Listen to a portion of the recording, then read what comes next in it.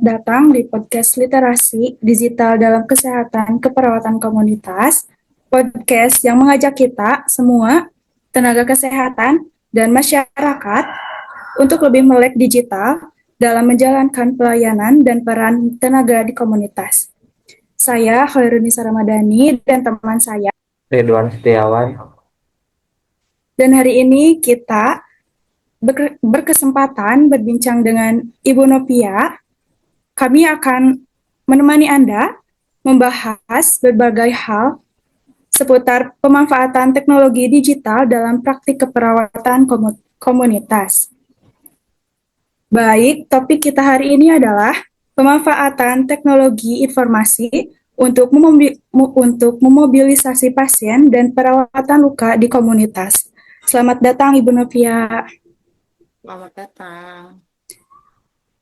Baik Ibu, bisa diceritakan bagaimana Ibu menggunakan teknologi informasi dalam praktik perawatan komunitas, terutama untuk memobilisasi pasien?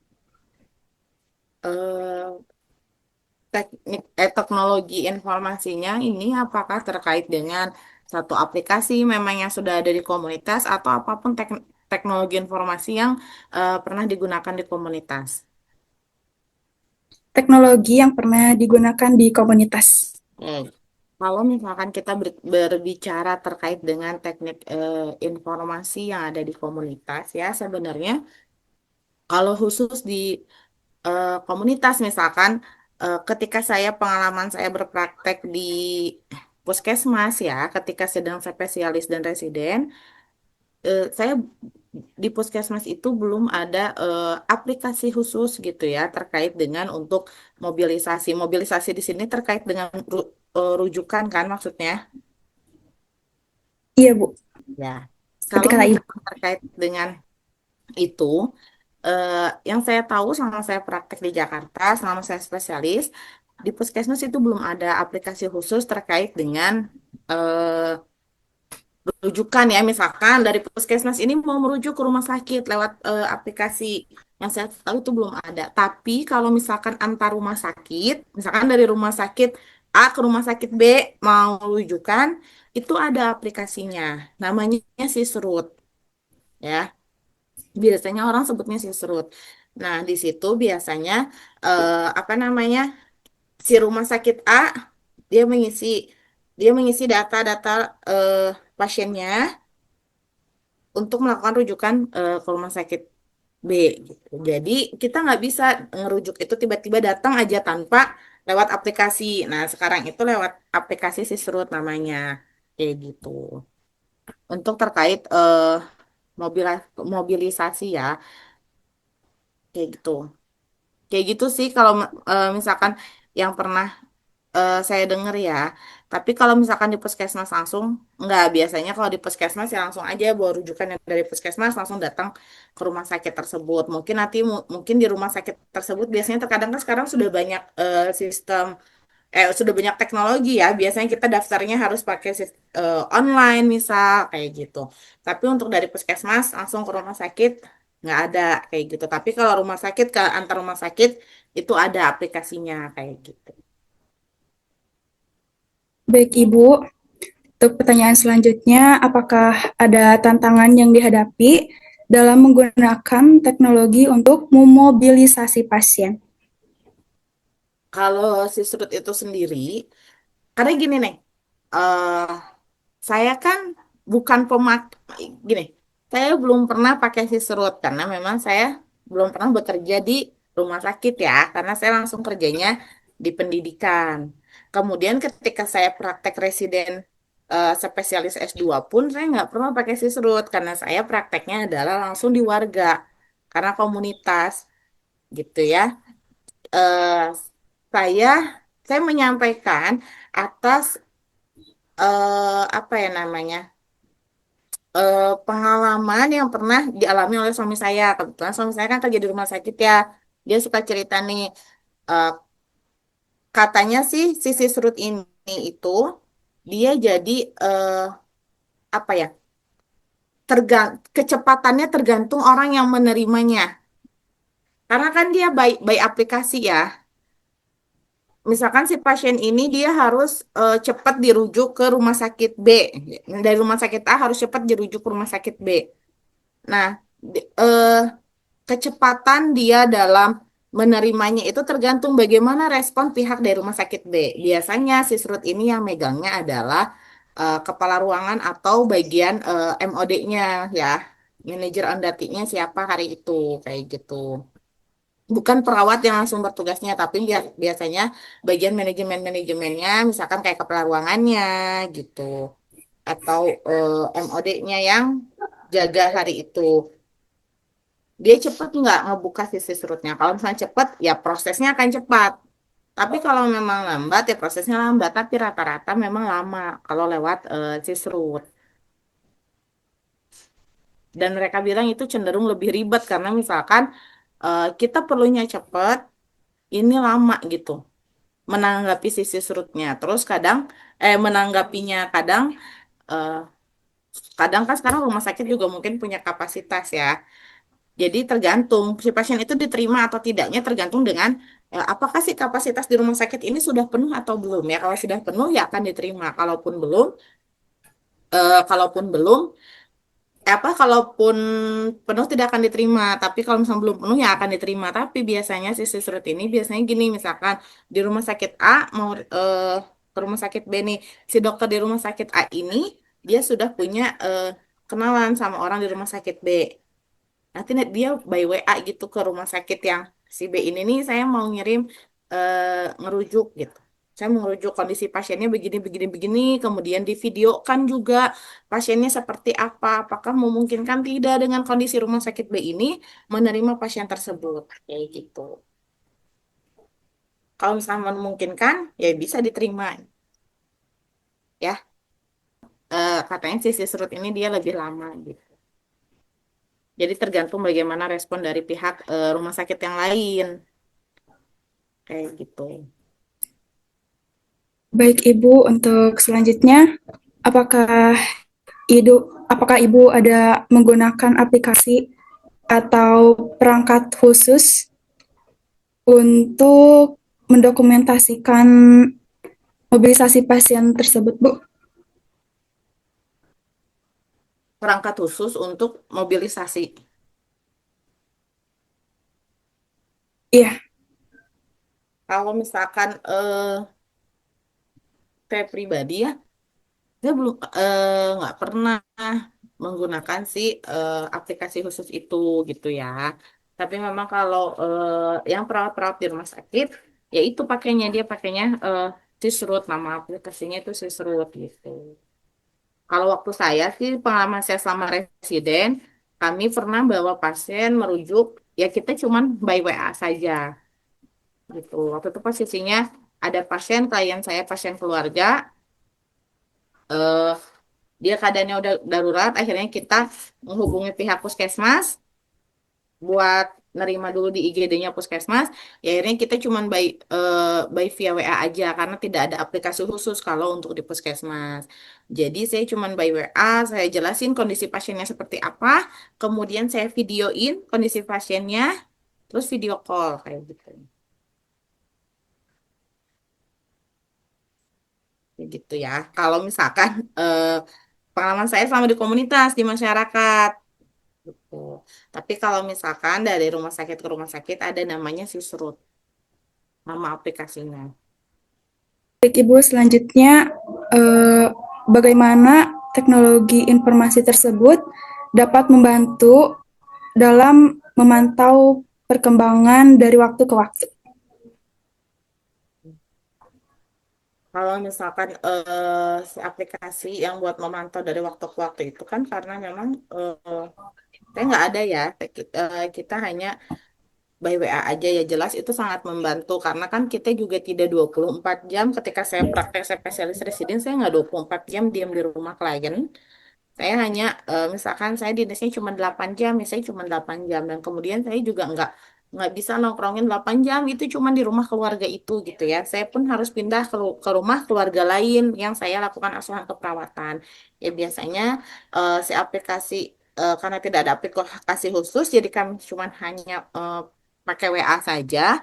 WA ini memang apa ya? Selama saya praktek kemarin sangat membantu. Jadi biasanya kalau ada apa-apa, si keluarga menghubungi kami, menghubungi saya dulu lewat video call buat tahu bagaimana kondisi si keluarganya kayak gitu.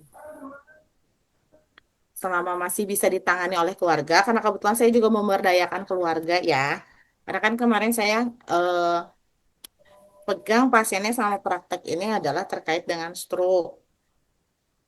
Nah, kemudian saya juga kan sudah memberdayakan keluarga bagaimana ketika keluarga menghadapi serangan stroke gitu ya, ketika tidak ada petugas kesehatan di lokasi. Jadi saya pernah ada keluarga yang si pasiennya tiba-tiba kejang, kemudian saat itu posisi saya masih di asrama, lagi di asrama, malam-malam nggak mungkin saya langsung ke rumah keluarganya karena jauh, jadi eh, saya monitor dulu lewat video call sambil nunggu saya dan perawat yang di puskesmas itu sampai ya kayak gitu.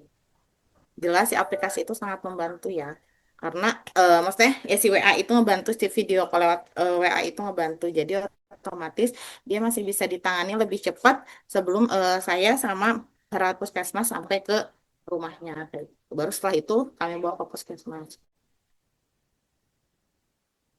Ya gitu. Jadi biasanya ya sudah memonitor pasien selama bisa masih via video call WA atau video by WA, kita lakukan lewat itu dulu. Oke, baik Ibu. Untuk pertanyaan selanjutnya, menurut Ibu, seberapa besar pengaruh teknologi terhadap peningkatan kualitas pelayanan perawatan luka? Perawatan apa luka? Iya, Eh, sangat berpengaruh ya Ridwan, karena kan terkadang gini, kita sebagai nakes juga ya itu yang saya bilang, kita nggak bisa ya selalu aja dekat pasien nonstop 24 jam full gitu ya. Kita juga banyak tugas lain, kerjaan lain, sehingga memang si teknologi ini sangat sangat sangat membantu, karena apalagi yang namanya luka sebenarnya kan apalagi keluarganya sudah diberdayakan, misalkan eh, keluarga sudah diberdayakan, keluarga sudah tinggal lama dengan pasien yang punya luka dekubitus, misal misal dia lukanya dekubitus, kemudian pasti kan kalau luka dekubitus itu lama ya, otomatis si keluarga sudah terbiasa kan ya dia. Jadi mungkin kunjungan pertama kita datang, eh, kita ngerawat lukanya, kita berdayakan keluarganya.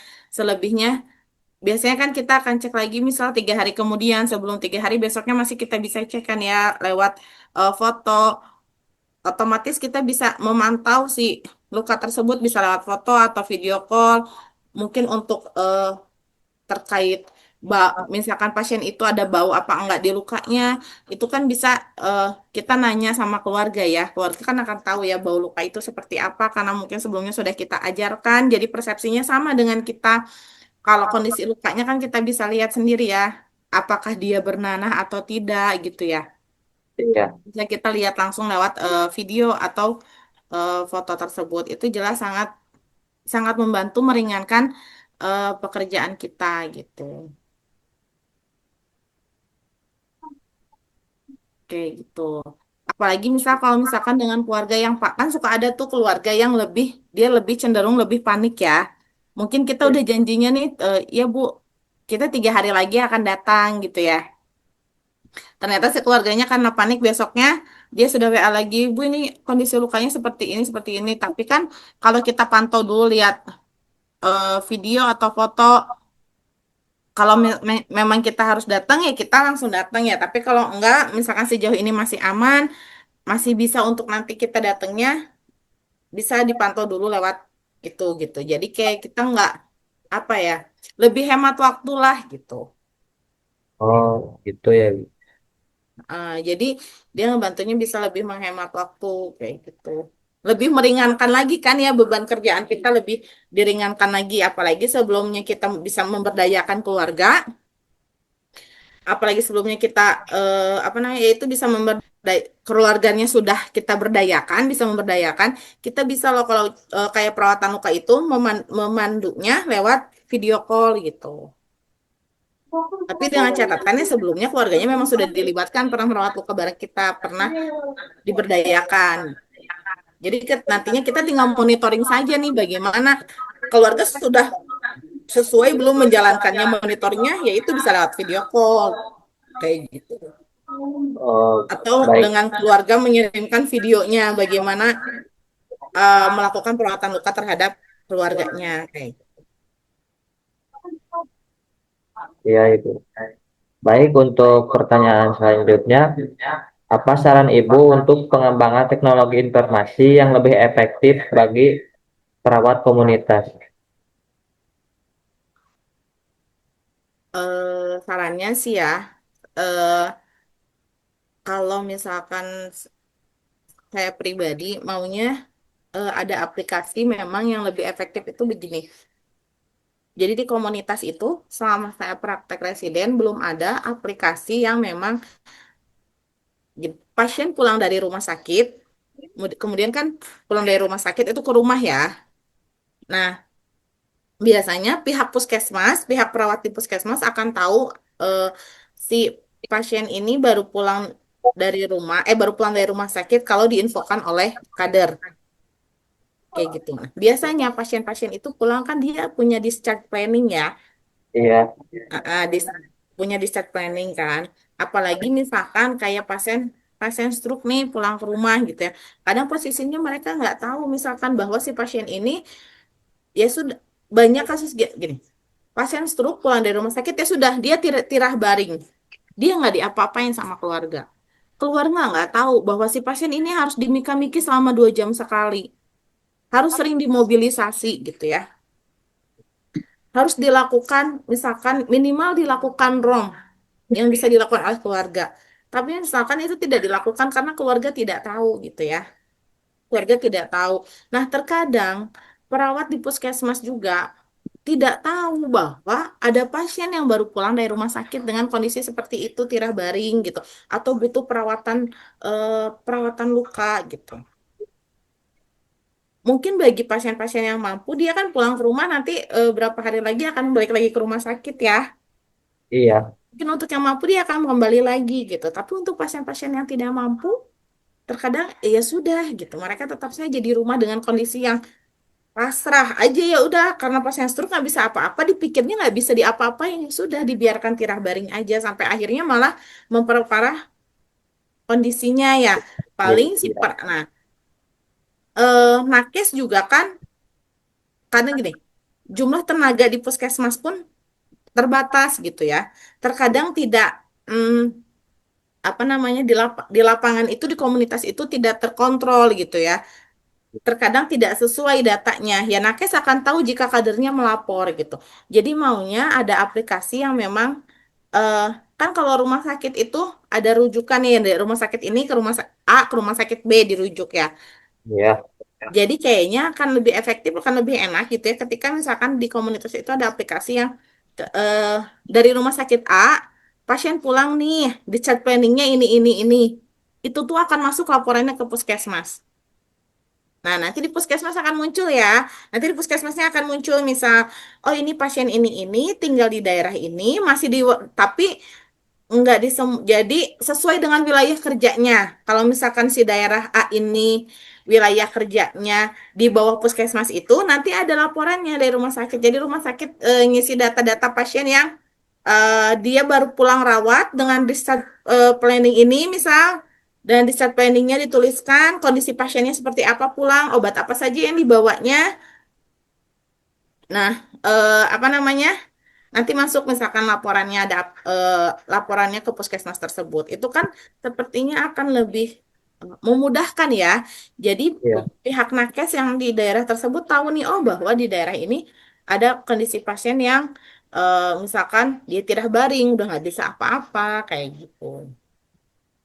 Karena selama saya praktek spesialis ya, praktek spesialis, praktek residen, saya tanya misalkan, saya tanya ke ke pihak puskesmasnya, jumlah klien dengan sakit stroke ada berapa, ini sekian datanya. Ketika saya datang ke lahan, ternyata datanya lebih. Itu terkadang data yang di lahan dengan data yang di puskesmas ini tidak sinkron. Gitu. Karena memang tergantung pelaporan dari pihak kadernya. Ya kalau kadernya aktif melaporkan, kalau tidak, kayak gitu. Atau enggak biasanya pihak puskesmas tahunya dari masyarakat yang minta rujukan ke puskesmas untuk ke rumah sakit gitu. Kalau BPJS kan pakai rujukan ya. Iya. Eh, nah, ya kalau keluarganya memang aktif gitu untuk kontrol kembali. Tapi di masyarakat kan apa ya? Jarang gitu. Apalagi dengan kasus saya selama praktek kemarin juga eh, jarang gitu untuk melakukan kontrol kembali. Alasannya apa? Ekonomi gitu ya, nggak ada uang gitu ya. Saya tanya itu kan sudah pakai BPJS, nggak usah bayar ya. Dia bilang kalau saya nganterin ibu saya berobat seharian, saya nggak kerja, kita nggak dapat uang untuk makan. Kayak gitu. Jadi kayaknya kalau ada aplikasi itu mungkin harapannya itu akan lebih mudah dan lebih efektif untuk menindaklanjuti ya menanggapi pasien-pasien yang ada di di komunitas gitu.